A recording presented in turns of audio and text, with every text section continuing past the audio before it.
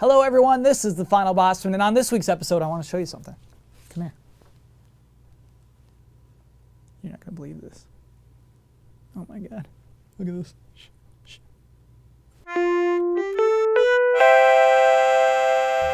Welcome to the show. I am Kyle Bosman, and I'm having a hard time keeping up with all this pre-E3 news. A lot has happened even since last week's episode. Let me grab my calendar. There you are. So, on the 13th of May, Microsoft had some big announcements. Firstly, all of the apps on Xbox Live Gold are free now. You don't need Xbox Live Gold for those things, like Netflix and Internet Explorer. That paywall is gone. Now anyone who owns an Xbox can access Netflix like they can on any other product. Not yet, though. That will go live June 9th, which is important. Then, Microsoft announced that it is going to sell an Xbox with no Kinect for $400. Not yet, but on June 9th. Again, that's an important thing. So then, on the 15th, the NPD sales data for the month of April was released. And it was not great for Microsoft. It was good for Xbox games, with an asterisk, but it was pretty bad for the Xbox One. The console sold 115,000 units in the month of April, which to me seems like a lot. That seems like a pretty good number. But as pointed out by, and by the way, I'm not sure if it's cool to do this. There's a NeoGAF member named Aquamarine who is super good at analyzing NPD numbers, and honestly better than most people in games media. This person pointed out that the Xbox One's April was worse than any April that the Xbox 360 had in its entire life, except for this one. But then, on Friday, Halo 5 Guardians announced. We got a box art, we got a release schedule, some details, a whole blowout of sorts. I wouldn't call it a blowout, but it was finally revealed. And lots to see. However, there will be more to come on June 9th, of course. June 9th? What's so special about June 9th? Oh yeah. June 9th is when we'll see Xbox Game On, the Microsoft press briefing of E3 2014. I think that leads many of us to believe that these announcements were probably intended to be part of that show on June 9th. The more hopeful among us think that, oh, well, maybe they're just pushing this news out now to make space in their press conference for the bigger game announcements. The more cold, skeptical thinkers among us think, oh, those were probably announced at those times to cushion the bad news about Xbox One sales. And either way, we'll probably never know when those news were supposed to drop. But it made me start to think about how good news for games is like good press for a business, right? When a business needs good press, game news works. And it actually made me thankful for E3. It made me feel appreciative of when businesses will withhold their good game news so that we can just have a special surprise during E3. So today, I want to talk about the art of the reveal and the business of the reveal. I think one of the best reveals I've ever seen, in the last 5 years anyway, was for The Last of Us. The Last of Us had a great reveal. So if you can go back, think back to 2011, late 2011, commercials online for the Spike Video Game Awards. We've been working with Sony on a massive announcement that no one is going to see coming. And then there were online ads that showed the dead ants and the fungus that made the dead ants move up to the top of the trees. And so there was some weird mystery to this PlayStation 3 exclusive. And still you're not well, what can I don't know, I'm not gonna get that excited. Then some news stories popped up about how people noticed this newspaper in Uncharted 3 that mentioned a deadly fungus. And so it's that exclusive game. Is that Naughty Dog? No way, Naughty Dog's not big enough. They can't do 2 games that fast. So they're we do know that Naughty Dog is friends with the developers of this new game.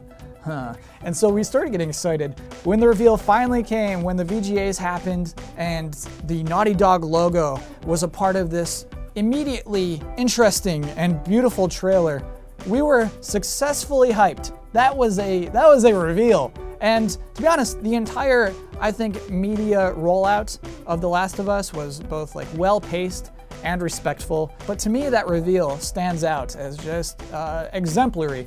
And for the sake of this conversation, the reveal of The Last of Us is grade A material, baby. Now let's take a look at a couple of the huge game reveals from last week. First was Far Cry 4, which was revealed on Thursday. Ah, boy. This is it. This is Far Cry 4. This is our box art. Are you hyped, Worlds? No! No, we're not hyped. Don't start with the box art. Here's the box art. The game does, in fact, take place in the Himalayas, and this guy is a warlord. Oh my gosh. That's how you pre-order now for some exclusive DLC.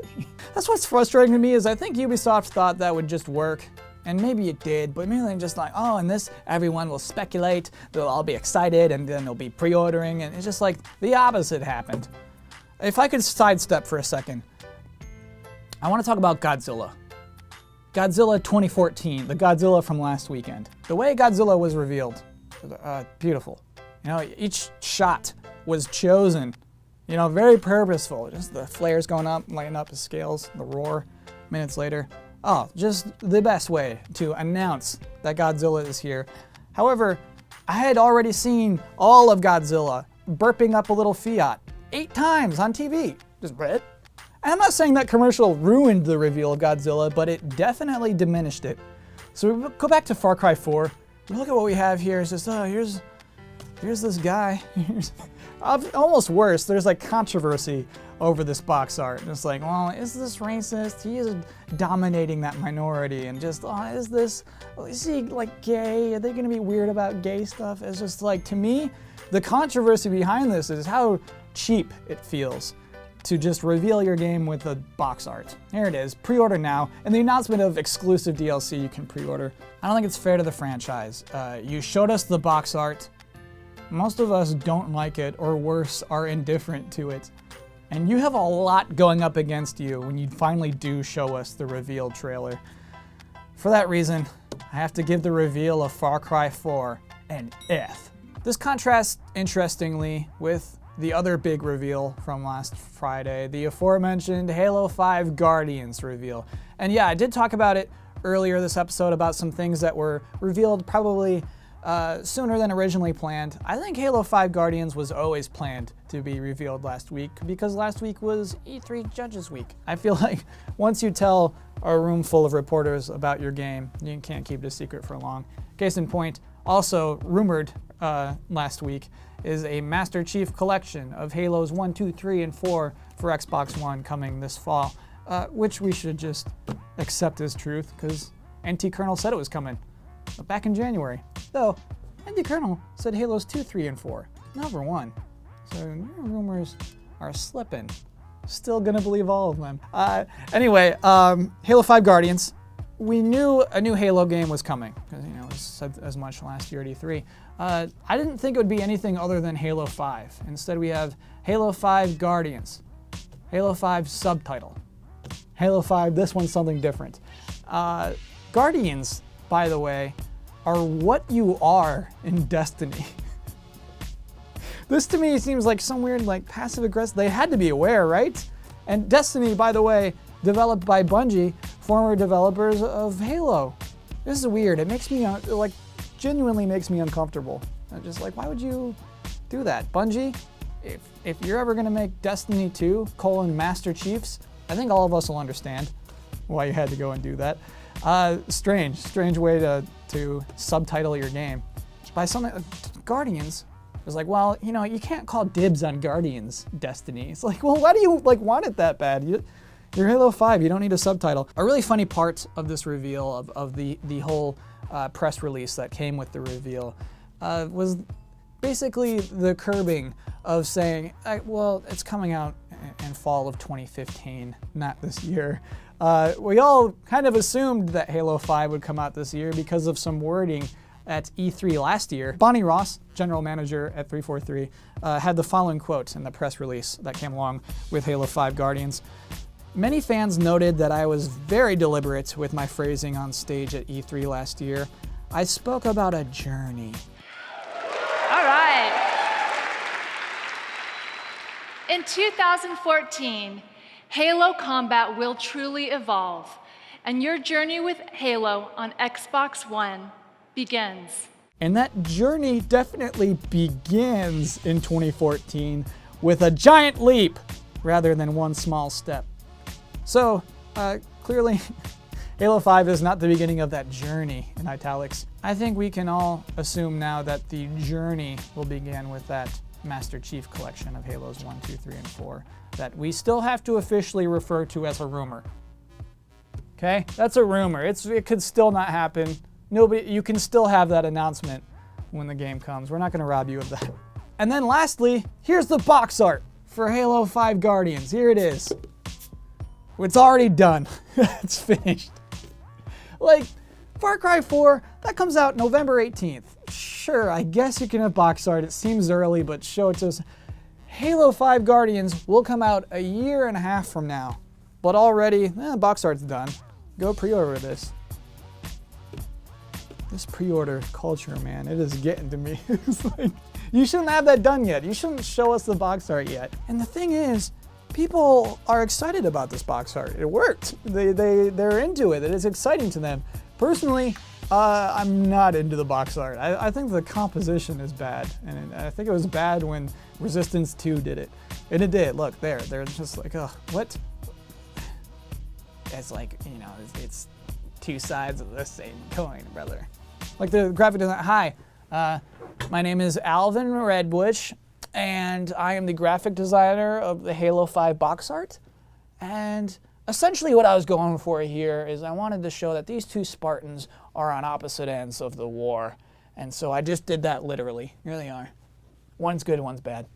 But people are still excited about this box art, which is the fun thing. And it's not because like, oh, the art is good. I think it's because, hey, here's a new Halo game. There's a new Spartan. This is something to be excited about.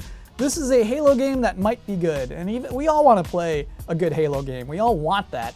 So yes, there's hype created by this pretty bad box art. And a good thing about this press release is that in some very inspecific but general language, distance itself from Halo 4. So this will be a very different game from Halo 4. Thank you, that is what we want. And so yes, I want to give this reveal a bad grade because it's not a trailer and it's just the title and box art. But it worked. It got us excited and it got us not talking about how Xbox One is losing market share, even me. So it did succeed in what it set out to do. And it seemed like a business decision first, but it seemed to benefit the game anyway. Gotta give the reveal of Halo 5 Guardians a B-. In summary, I think we'll always seem to be more excited about the games that don't exist yet than the games that we have. And now, more than ever, we're harder to shock, we're harder to impress, we're easier to annoy. And so I think the things that do surprise us, we latch onto harder than ever. And to big game businesses, I get it. I get that investors are a lot noisier than we are in your ear. But please realize that we, the people who buy your games, we appreciate a good reveal. And a good reveal does make us more likely to want to buy your games. So please, take care of your games. That is the episode for this week. If you're on Twitter, you can find me at Kyle Bosman. And to everyone who shared your hype levels in the comment section last week, that was really fun. Thank you for sharing those. I will be back here next Wednesday. Not in the studio, actually. We're going to be, I think, upstairs because of Memorial Day weekend. If I'm in a sweater, please do not be alarmed. We'll make it an E3 special. It'll be like, hey, here's our E3 special. That'll be what next week is. I hope to see you then. Thanks for watching.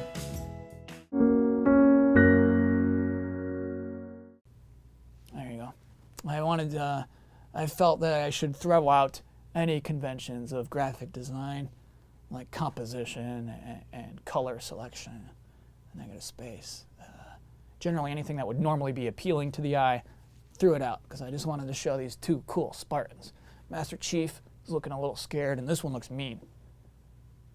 You know, he looks like a mean Spartan, so you can tell he's probably the bad guy. So that's basically what my job is. Hi, I am Alvin Redbush. I am the actual graphic designer for the Halo 5 box art.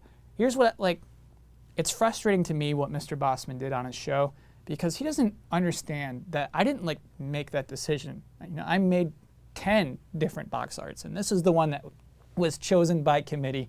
Okay, so it's not like he can't pin that on me, right? I'm just doing my job. I'm just trying to make art, and just things don't work out. Hi, I'm Alvin Redbush. I'm the actual graphical designer for the Halo 5 box art. I just want to say, like, I don't typically watch the final Bosman. I didn't know about it, frankly. Someone just tweeted it to me. I don't care. He portrayed me as the kind of finicky guy who like gets upset about, like, I don't care. Like, if he does a comedy bit about me, like, that's fine, man. You know, do what you got to do. Hi, I'm the actual Alvin Redbush, and I'm the actual graphic designer for Halo 5 Guardians. And I just wanted to say that I'm a ghost astronaut.